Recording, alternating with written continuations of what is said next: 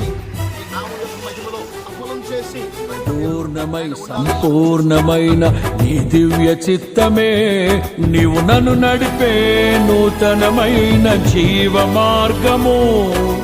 పూర్ణమై సంపూర్ణమైన నీ దివ్య చిత్తమే నీవు నన్ను నడిపే నూతనమైన జీవ మార్గము.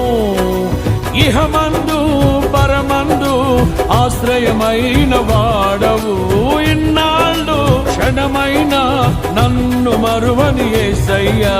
నా తోడు నీవుంటే అంతే చాలయ్యా, నా ముందు నీవుంటే భయమే లేదయ్యా.